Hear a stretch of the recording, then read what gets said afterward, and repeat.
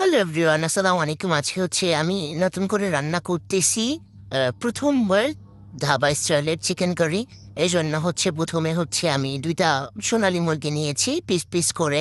সব রকমের মশলা যেমন আদা বাটা, রসুন বাটা, জিরা বাটা, হলুদের গুঁড়া, মরিচের গুঁড়া, ধনিয়ার গুঁড়া একসাথে দিয়ে প্রায় আধা ঘন্টার মতো মেরিনেট করে রেখে দিয়েছি। এরপর একটা কড়াইতে সয়াবিন তেল দিয়ে গরম করে নিয়েছি। তারপর পেঁয়াজ কুচি, গোটা গরম মসলা, লবঙ্গ, দারুচিনি, পেঁয়াজের কুচি একসাথে দিয়ে অনেকক্ষণ ভাজার জন্য দিয়েছিলাম। প্রথমে ভেবেছিলাম হালকা একটু ভেজে নেব। এরপর ভাবলাম যে একটু পেরিস্তার মতো করে ভেজে নেই, এতে হয়তো মজা লাগবে বেশি খাবারটা খেতে।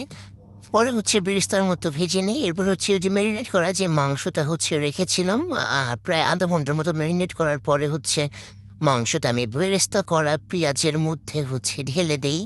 আহ, জান তারপর এটাকে নাড়তে থাকি যতক্ষণ না ওই যে পেঁয়াজ বেরেস্তার সাথে মাংসটা পুরো মেশানো হয়। ইগনোর করবেন আমার নাড়ার স্টাইল, যেহেতু আমি নতুন রাঁধুনি, তো নাড়তে পারি না ঠিক করে, নাড়তে গেলে পড়ে যায়।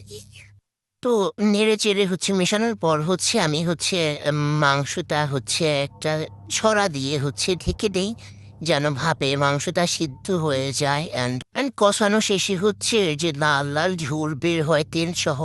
এরপর যখন তেল বের হয় তারপর আরেকটু সিদ্ধ হওয়ার জন্য আমি হালকা অল্প একটু পানি দিয়ে দেই, যেন ঠিকভাবে প্রপারলি সিদ্ধ হয়। আমার আবার মানে একটু নরম খেতেই আমি ভালোবাসি।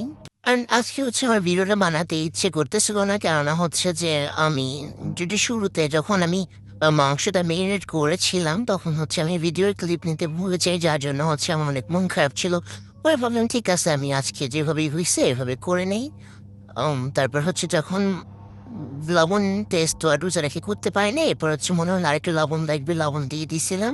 তারপর উপর দিয়ে কাঁচামরিচ দিয়ে দেখে রেখেছিলাম, যদিও সেটা আর ভিডিওতে উঠাইতে পারি নাই আমি। এরপর নেড়ে চেড়ে একটু, তারপর আমি নামিয়ে নিয়েছি। তারপর আবার অন্য চুলাতে পোয়া মাছ ভুনা করেছিলাম, তো ভিডিওটা নিতে পারি নাই।